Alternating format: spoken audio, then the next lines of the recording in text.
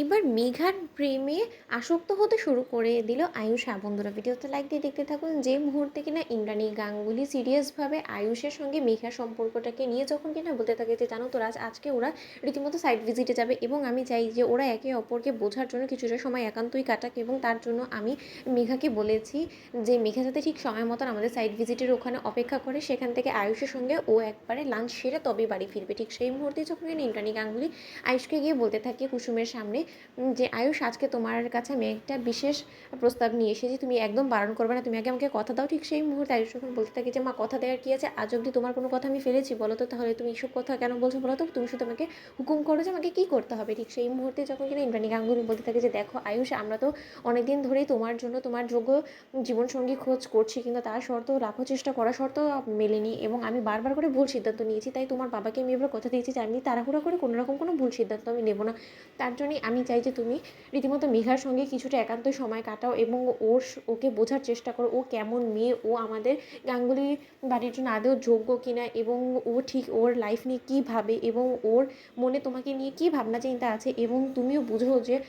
তুমি ওকে আদৌ তোমার জীবনসঙ্গী করে তুমি সুখী হবে কিনা, কারণ আমার ফার্স্ট প্রায়োরিটি কিন্তু তোমার সুখটা। তুমি যদি সুখী হও মেঘার সঙ্গে, তাহলে আমি আর কোনো রকম কোনো দেরি না করে তোমাদের চার হাত এক করে দেবো। ঠিক সেই মুহূর্তে আয়ুষ লজ্জা পেয়ে বলতে থাকে যে মা, তোমাদের মাথা খারাপ হয়ে গেছে বলো তো, তোমরা কী কারণে এতটা তাড়াহুড়া করছো, এবং মেঘাকে নিয়ে আমার মনে সেরকম কোনো ফিলিংস নেই। ঠিক সেই মুহূর্তে ইন্দ্রাণী গাঙ্গুলি বলতে থাকে যে নেই তো জন্মাবে, কিন্তু তোমাকে আজকে যে করে হোক না কেন মেঘাকে নিয়ে লাঞ্চ ডেটে যেতেই হবে। ঠিক সেই মুহূর্তে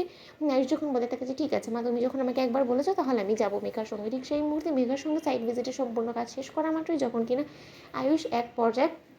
মেঘাকে নিয়ে রেস্টুরেন্টে বসে, এবং সেই রেস্টুরেন্টে মেঘার সঙ্গে যখন কিনা আলাপ আলোচনা করতে থাকে, এবং আয়ুষ যখন কিনা মেঘার প্রেমে হাবুডুবু খেতে থাকে, এবং এই জিনিসটা স্পষ্টরূপে মেঘা বুঝতে পেরে গিয়ে মেঘা যখন বলতে থাকে যে এই জিনিসটারই সুযোগটা আমাকে কাজে লাগাতে হবে, এবং যে কোনো মূল্যে হোক না কেন তোমার দুর্বলতাটাকে কাজে লাগিয়ে আমাকে ওই গাঙ্গুলি বাড়িতে ঢুকতে হবে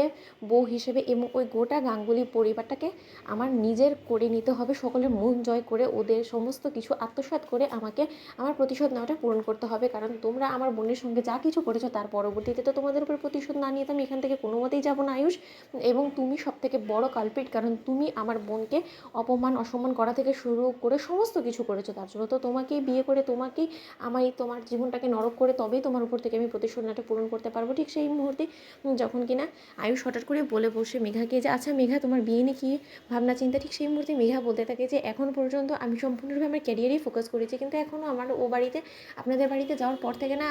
সত্যি আমার মনে হয়েছে যে না, এরকম পরিবারটা আমারও হয়তো বা হলে ভালোই হয়, কারণ আমারও তো আপনার পরিবার পরিজন প্রিয়জনেরা আমার খেয়াল করবে, আমি তাদের খেয়াল রাখবো, আমি তাদের সেবা করবো, এরকমটাই আমি চাই। তো বন্ধুরা, লাইক এবং শেয়ার করে সাবস্ক্রাইব করো।